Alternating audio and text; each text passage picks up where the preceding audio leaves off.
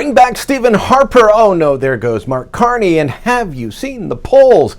Hi, I'm Brian Lilley, political columnist for the Toronto Sun. And man, are we in silly season as we wait for an expected election to be called sometime next month with voting day in September.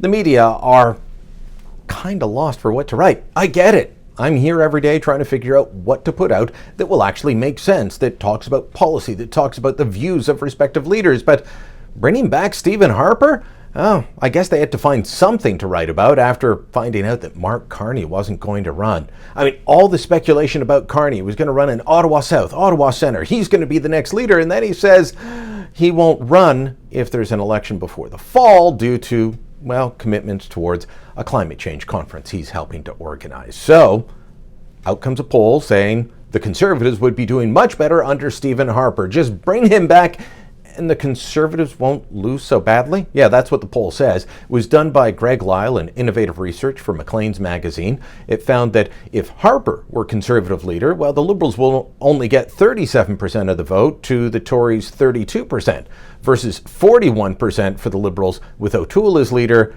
while the O'Toole Conservatives would actually only get 27%. 14-point gap.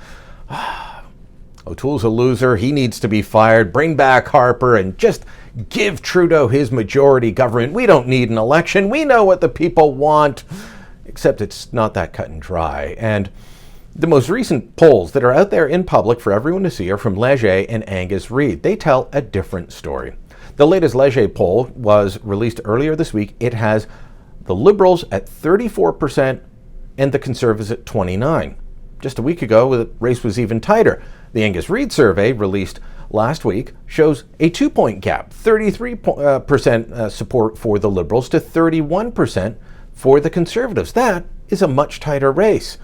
What about all those other polls that show a big gap? Well, they were taken earlier, and the polls before that were tighter. All of this is telling me that the electorate is fluid right now, that they haven't made up their minds. They're kicking the tires of Jagmeet Singh and the NDP. They're kicking the tires of Aaron O'Toole and the Conservatives, and they're pondering, do they want to give Justin Trudeau another shot? But they're not settled.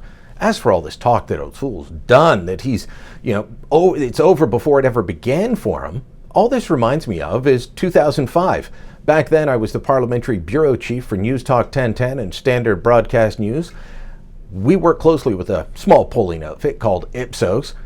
The poll that they did for us a month before the election, in October of 2005, had the Liberals sitting at 38% support. The Conservatives were back at 26%. A month later, on November 28th, just days after the election's called, they had the two main parties tied at 31% each. Of course, the Conservatives won that election with 36% support, and Stephen Harper was Prime Minister for the next decade. But back then we were told he was a dud, he was going nowhere, no chance that he can beat the juggernaut that is Paul Martin. Justin Trudeau could win a majority, but it's not guaranteed. Things are up in the air right now, and that's why he and his team in Ottawa are getting nervous. They know that the electorate is fluid. They know that campaigns matter, events happen, and they matter as well. They also know that they're asking the electorate for another chance at the same time as, well, we're still dealing with the fallout of the pandemic. We're dealing with rising inflation and high unemployment. He's got cabinet ministers like Harjit Sajjan and Carolyn Bennett up on the ropes, and the PM, well, he might be facing a fourth ethics investigation. And in the middle of this, there's going to be a book come out by Jody Wilson-Raybould called Indian in the Cabinet, Speaking Truth to Power. Is this really when you want to go to an election? It might happen, and Justin Trudeau might win, and Mark Carney might become the next savior of all Canadas, and who knows, maybe Stephen Harper will come back. The election silly season is upon us, but let me tell you one thing.